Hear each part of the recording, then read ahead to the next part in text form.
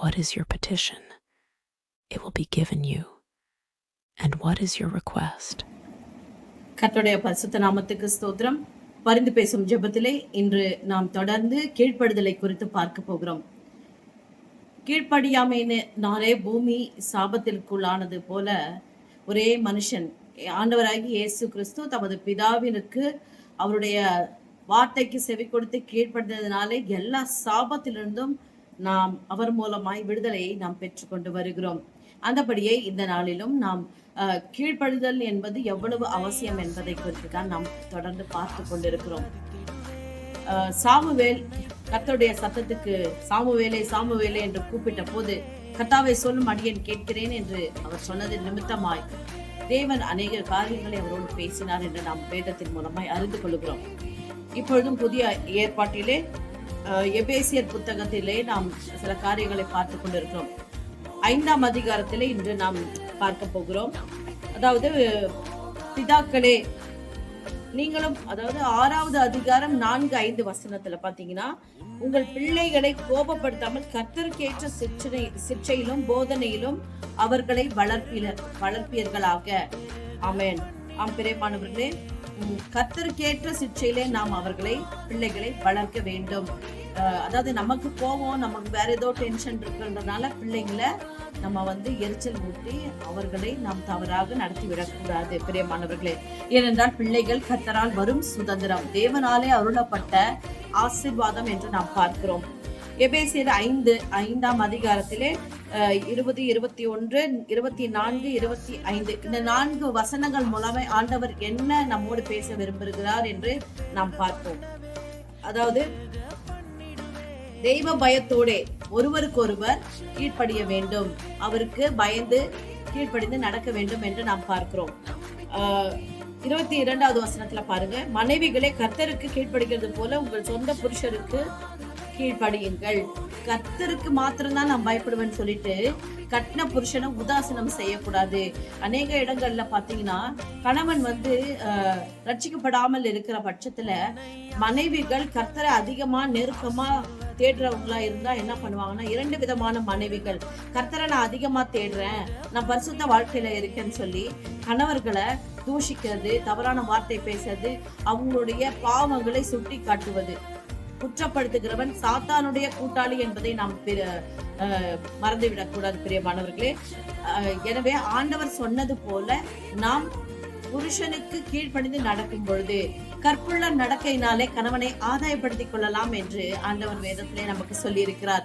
எனவே நம்முடைய அன்பும் பொறுமையும் நீடிய சாந்தம், அவர் நம்ம மேல் எப்படி பொறுமையோடு நடந்து கொண்டு நம்மை ரட்சித்தாரோ அது போல நாமும் எல்லா விதமான கற்புள்ள நடக்கையிலும் கர்த்தரை முன்வைத்து கர்த்தருக்கு பயந்து கணவர்களுக்கு கீழ்ப்படிய வேண்டும் என்று பார்க்கிறோம்.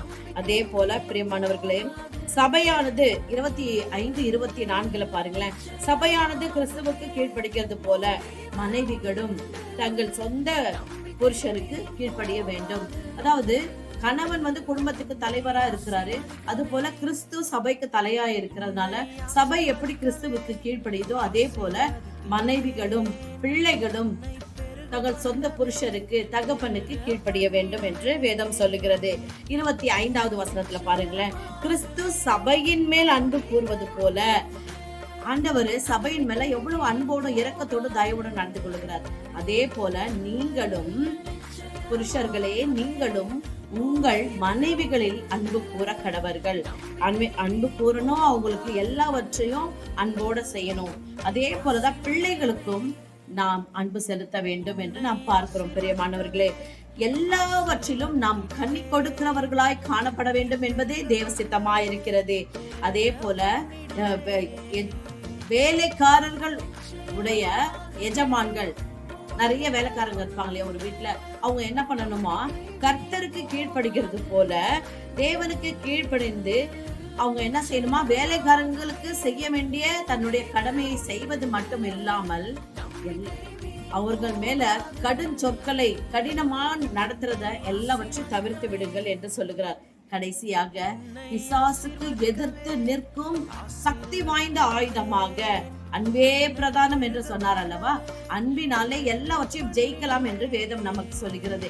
அந்த அன்பை ஆயுதமாக பயன்படுத்த வேண்டும் என்று வேதம் நமக்கு இன்று சொல்லிக் கொடுக்கிறது.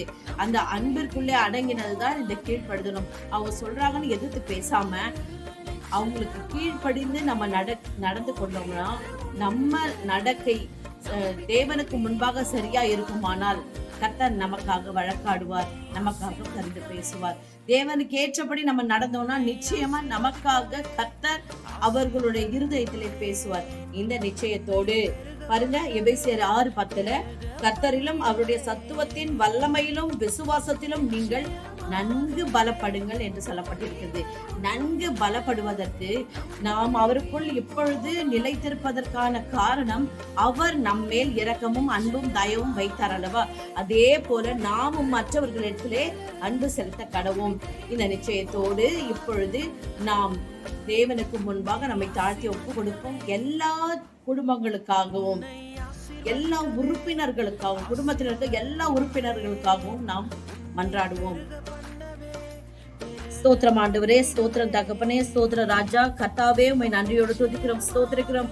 நீ தந்த இந்த நல்ல கிருபையான வார்த்தைகளுக்காக, ஆண்டவரே ஆலோசனைக்காக உமக்கு கோடான கோடி நன்றி. எங்கள் மத்தியிலே இந்த குடும்ப ஜெபத்தின் வாயிலாக நீர் ஆலோசனை கர்த்தராய் எங்கள் மத்தியிலே உலாவிக் கொண்டிருக்கிறதற்காக உமக்கு நன்றி ஆண்டவரே. எங்களுக்கு ஆலோசனை சொல்லுங்க. அனுதினம் உங்களுடைய சமூகத்துக்கு வருகிறோம் ஆண்டவரே. ஒவ்வொரு குடும்பத்திற்கும் தேவையான ஆலோசனை ஆண்டவரே நீர் அவர்களுக்கு தந்து அதை கேட்டு அதன்படி நடக்கிறவர்களாக ஒவ்வொருவரையும் ஆண்டவரே நீர் பலப்படுத்தும்படியாய் ஜெபிக்கிறோம். உமக்கு சாட்சியாய் எழும்பி ஒவ்வொரு குடும்பமும் ஆண்டவரே நிலைத்திருக்க தயவு பாராட்டுங்க. இயேசுவின் நாமத்தில் பிதாவே, ஆமென். God bless you.